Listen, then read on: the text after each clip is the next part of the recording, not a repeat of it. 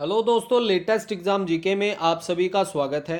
दोस्तों, आज की वीडियो बहुत ज़्यादा महत्वपूर्ण होने जा रही है क्योंकि इस वीडियो में हम रसखान और रैदास जी से संबंधित बहुत ज़्यादा महत्वपूर्ण प्रश्न करेंगे जो कि मास्टर कैडर एग्ज़ाम के लिए रामबाण साबित होंगे। और इनमें से 2-3 प्रश्न आपको एग्ज़ाम में देखने को मिल ही जाएंगे। दोस्तों, इन प्रश्नों में से आपने कितने प्रश्न सही किए हैं आप सभी ने ये कमेंट बॉक्स में कमेंट कर बताना है। तो देखिए, पहला प्रश्न है, रसखान का जन्म कब हुआ। इंपॉर्टेंट क्वेश्चन है। विकल्प देखिए, 1546, 1547, 1548 या फिर 1500 ईस्वी। सही उत्तर चुने, क्या हो जाएगा। रसखान का जन्म कब हुआ, तो यह 1548 ईस्वी में हुआ था। अगला प्रश्न देखिए, बहुत ज्यादा महत्वपूर्ण प्रश्न है। रसखान का मूल नाम क्या था।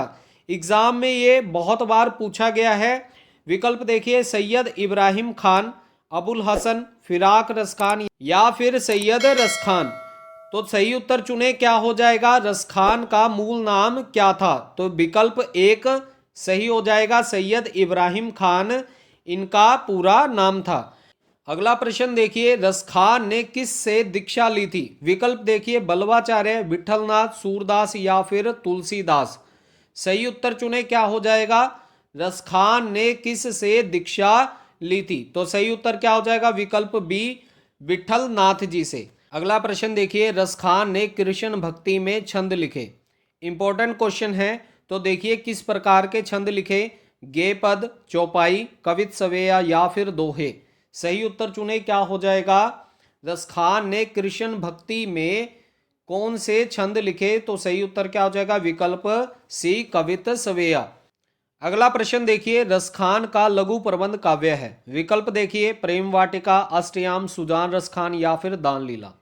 तो दोस्तों, इस प्रश्न में देखिए, ये चारों की चारों रचनाएं, प्रेम वाटिका, अष्टयाम, सुजान रसखान तथा दान लीला, ये सभी रसखान जी की महत्वपूर्ण रचनाएं हैं, एग्जाम में पूछी जाती हैं।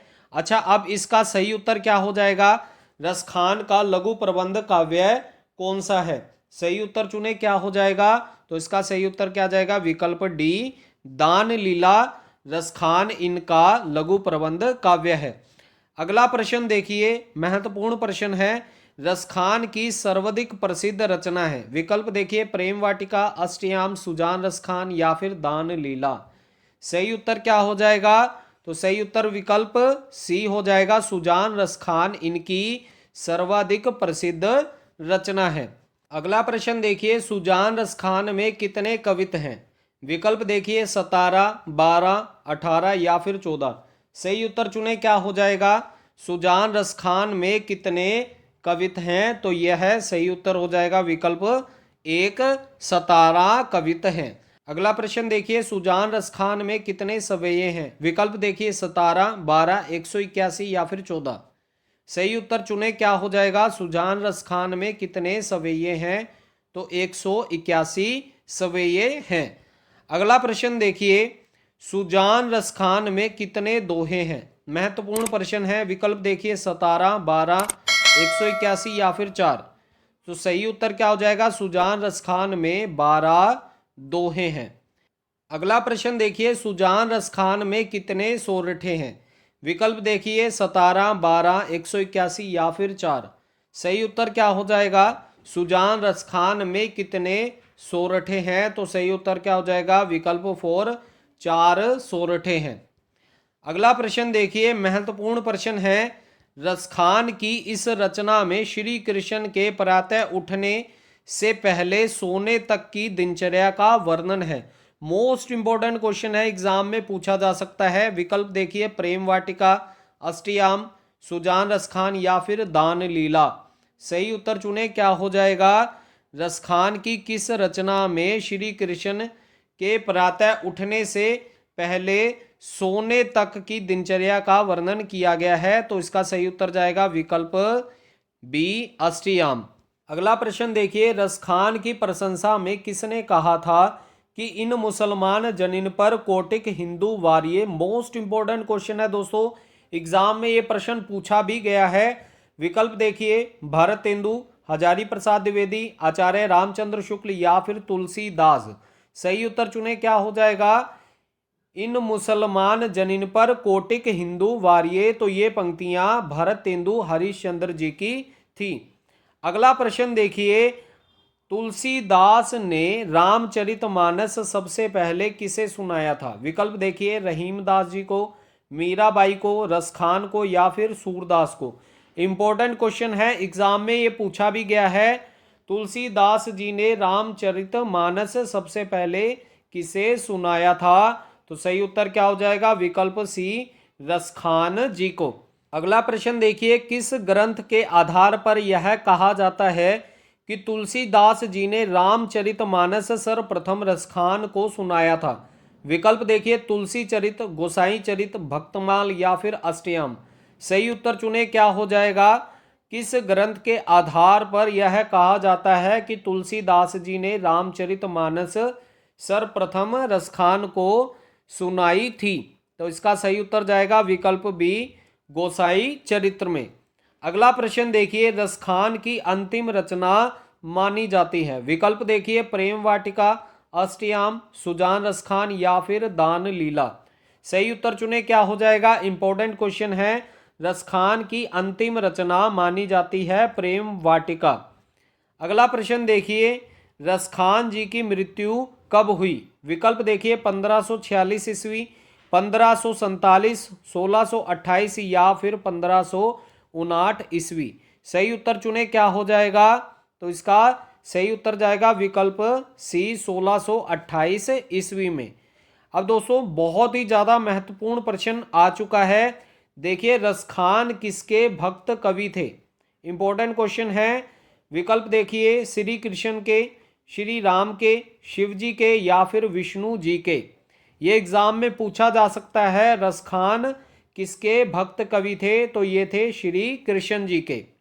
अगला प्रश्न देखिए, किसने लिखा है कि भाषा बहुत चलती, सहज और शब्द आडंबर युक्त होती थी? शुद्ध ब्रज भाषा का जो चलतापन और सफाई इनकी और घनानंद की रचनाओं में है, वह अत्यंत दुर्लभ है। तो यह शब्द किसने कहे थे? विकल्प देखिए, डॉक्टर बच्चन सिंह जी ने, हजारी प्रसाद द्विवेदी, आचार्य रामचंद्र शुक्ल या फिर राम कुमार वर्मा। महत्वपूर्ण प्रश्न है, एग्जाम में पूछा भी जा सकता है। तो यह किसने कहा था? विकल्प सी सही हो जाएगा, आचार्य रामचंद्र शुक्ल जी ने।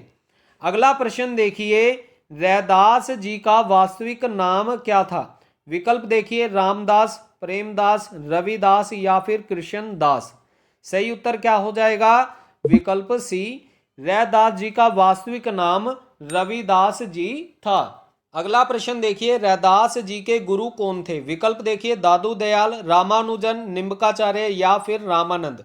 सही उत्तर चुने, क्या हो जाएगा? रैदास जी के गुरु कौन थे? तो ये थे रामानंद जी थे। बहुत ही महत्वपूर्ण प्रश्न है, एग्जाम में पूछा जा सकता है। अगला प्रश्न देखिए, जाके कुटुंब सब डोबत, फिर ही अजहू बनारसी आसपासा। पंक्ति के रचयिता कौन है? विकल्प देखिए, दादू दयाल, रैदास, नाभादास या फिर रामानंद। सही उत्तर चुने, क्या हो जाएगा? जाके कुटुंब सब डोर ढोबत, फिर ही अजहू बनारसी आसपासा। सही उत्तर क्या हो जाएगा? तो ये विकल्प बी सही उत्तर हो जाएगा। ये पंक्तियां रैदास जी की हैं। अगला प्रश्न देखिए, एग्जाम में ये प्रश्न पूछा भी गया है, रैदास जी किस जाति से संबंधित थे? विकल्प देखिए, जुलाहा, मेघबाल, चमार या फिर हरिजन। सही उत्तर चुने, क्या हो जाएगा? तो यह बहुत ही आसान प्रश्न था। सही उत्तर क्या हो जाएगा? चमार जाति से ये संबंधित थे। अगला प्रश्न देखिए, प्रभु जी तुम चंदन हम पानी, जाकी बास अंग समानी पंक्ति के रचयिता हैं। ये प्रश्न एग्जाम में बहुत बार पूछा जाता है और मास्टर कैडर एग्जाम में ये प्रश्न पूछा भी गया है। विकल्प देखिए, दादू दयाल, रैदास, मलूकदास या फिर रामानंद। तो इसका सही उत्तर क्या हो जाएगा? विकल्प बी, ये पंक्तियां रैदास जी ने कही थी, प्रभु जी तुम चंदन हम पानी। अगला प्रश्न देखिए, रैदास का रचना काल माना जाता है? विकल्प देखिए, 15वीं सदी, 14वीं सदी, 13वीं सदी या फिर 12वीं सदी? सही उत्तर चुने, क्या हो जाएगा? रैदास जी का रचना काल माना जाता है, तो यह 15वीं सदी मानी जाती है। अगला प्रश्न देखिए, प्रसिद्ध भक्त कवित्री मीराबाई के गुरु कौन थे? तो ये थे रैदास जी, विकल्प बी सही उत्तर हो जाएगा। अगला प्रश्न देखिए, रैदास जी के पदों का संग्रह किस नाम से है? मोस्ट इंपॉर्टेंट क्वेश्चन है। विकल्प देखिए, रविदास की बाणी, पदावली, रैदास के भजन या फिर रैदास के उपदेश। सही उत्तर चुने, रैदास के पदों का संग्रह किस नाम से है? तो इसका सही उत्तर चला जाएगा विकल्प एक, रविदास जी की बाणी। अगला प्रश्न देखिए, मन चंगा तो कटौती में गंगा उक्ति किस संत के संबंध में कही जाती है? विकल्प देखिए, दादू दयाल, रैदास, मलूकदास या फिर रामानंद। सही उत्तर क्या हो जाएगा? मन चंगा तो कटौती में गंगा, ये उक्ति रैदास जी के बारे में कही जाती है। विकल्प बी सही उत्तर हो जाएगा। इस वीडियो का अंतिम प्रश्न है, संत रैदास का जन्म कब माना जाता है? विकल्प देखिए, 1400, 1498, 1388 या फिर 1313 ईस्वी में। सही उत्तर चुने, क्या हो जाएगा? संत रैदास जी का जन्म कब माना जाता है? तो यह 1388 ईस्वी में माना जाता है। तो दोस्तों, ये थे रैदास और रसखान जी से संबंधित कुछ महत्वपूर्ण प्रश्न जो कि मास्टर कैडर एग्जाम में इस बार पूछे जा सकते हैं। अगर वीडियो से आपको कुछ सीखने को मिला तो प्लीज़ वीडियो को लाइक और शेयर जरूर करें, और अगर वीडियो से संबंधित कोई सुझाव है या आपकी कोई प्रतिक्रिया है तो कमेंट बॉक्स में कमेंट कर जरूर बताएं, और दोस्तों चैनल को सब्सक्राइब भी जरूर कर लें। तो चलिए मिलते हैं अगली वीडियो में। जय हिंद।